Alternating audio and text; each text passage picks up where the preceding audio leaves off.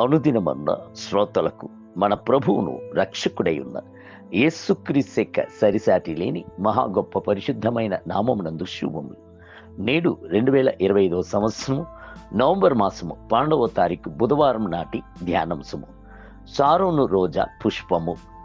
పరమగీతముల గ్రంథము 2వ అధ్యాయము 1వ వచనం నందు, నేను సారోను పొలంలో పూయు రోజా పుష్పము వంటి దానను, లోయలో పుట్టు పద్మము వంటి దానను. మన ప్రియ ప్రభువు సారోనులోని రోజా పుష్పముగాను, లోయలోని వల్లి పద్మముగాను, ఎంగేదిలోని కర్పూరపు పూగుత్తుగాను ఉన్నాడు. ఆయన అంతటి మధురమైనవాడు, మన యొక్క హృదయమును అంతగా ఆకర్షించినవాడు. భారతదేశం యొక్క మొదటి ప్రధానమంత్రి అయిన జవహర్లాల్ నెహ్రూ గారికి రోజా పుష్పము అంటే చాలా చాలా ఇష్టం. ప్రతిరోజును ఉదయమున లేచిన వెంటనే తనకిష్టమైన రోజా పుష్పమును ఒక దానిని తుంచి తన యొక్క కోటునకు గుచ్చి పెట్టుకునేవారు. షారోను అని చెప్పబడుట ఒక కొండ ప్రాంతమునందు గల మెట్ట ప్రదేశము, మిగుల పచ్చదనముతో కూడిన ప్రదేశము. అందులో పూయుచున్న ఎర్రటి రోజా పుష్పమును అన్ని దిశల యందుగల ప్రజలు చూడవచ్చును. అట్టి రకమైన రోజా పుష్పము చాలా పెద్దది, అందమైనది, సువాసన గలది. అట్టి రకము చాలా ఖరీదైనది కూడాను. అతడు అతికాంక్షణీయుడు, ఇతడే నా ప్రియుడు, యెరూషలేము కుమార్తెలారా ఇతడే నా స్నేహితుడు అని మనము ఆయనను పొగడి మాట్లాడినట్లు యేసు తానే ప్రత్యేకమైన వాడు, అమూల్యమైన వాడు. పరమగీతం గ్రంథము 5వ అధ్యాయము 16వ వచనం. రోజా పుష్పం యొక్క ప్రతి ఒక్క రేకును ప్రత్యేకమైనది, ప్రతి ఒక్క రేకును సువాసన గలది. అదే విధముగా మన ప్రియ ప్రభు యొక్క ప్రతి ఒక్క గుణాతిశయమును అంతటి మాధురమైనదిగా ఉండును.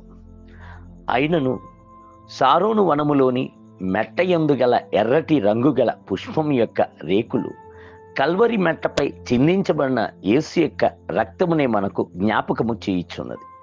చరిత్ర యొక్క ఏ భాగమునందును మనము నిలబడి చూచినట్లయితే యేసు యొక్క ప్రేమయు త్యాగమును మన యొక్క హృదయమును పొడిచి వేయుచున్నది. నా కొరకు తన రక్తమంతయును చిందించి ఇంతగా నన్ను ప్రేమించాడే అని కన్నీటితో ఆయన్ని స్తుతించుటకు పురికొల్పి లేపుచున్నది. లోయలోని వల్లి పద్మమును చూడుడి, దానికి రంగు తెల్లగా ఉండును. యేసుక్రీస్తు యొక్క పరిశుద్ధతను మనకు గ్రహింపజేసి చూపుచున్నది. ఆయన పరిపూర్ణముగా పరిశుద్ధత గలవాడు. ఆయన యొక్క ఆత్మ, ప్రాణము, శరీరము అన్నియును పరిశుద్ధమైనది. ఆయన యొక్క తలంపులు, ఆలోచనలు, క్రియలు అన్నియును పరిశుద్ధమైనది. అట్టి తెల్లటి రంగు గల వల్లి పద్మము మనలను కూడా పరిశుద్ధ జీవితము కొరకు కేకపెట్టి పిలుచుచూనే ఉన్నది. అట్టి వల్లి పద్మమును రోజా పుష్పమును ఎల్లప్పుడూ ముండ్ల మధ్యనే ఉన్నవి. యేసుక్రీస్తు పరిసయ్యులు, సదుకేయులు అను ముండ్ల మధ్యనే జీవించెను.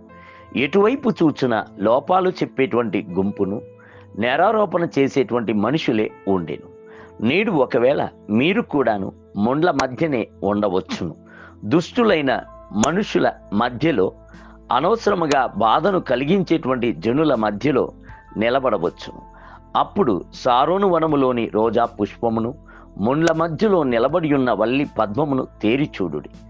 వాటి మధ్యలోనూ ఆ పుష్పములు సువాసనను వెదజల్లుచున్నట్లుగా దేవుని బిడ్డలారా మీరు కూడాను క్రీస్తు కొరకు సుగంధ సువాసనను వెదజల్లుదురు. నేటి ధ్యానమునకై లోకములో మీకు శ్రమలు కలుగును, అయినను ధైర్యము తెచ్చుకొనుడి, నేను లోకమును జయించి ఉన్నాను. నేను యోహాను సువార్త 16వ అధ్యాయం 33వ వచనం. నేటి వేద పఠనము ఉదయం ఇర్మియా గ్రంథము 51 మరియు 52 అధ్యాయములు, సాయంత్రము హెబ్రీయులకు రాసిన పత్రిక 9వ అధ్యాయం. ప్రభు మిమ్ములను దీవించునుగాక. ఆమేన్.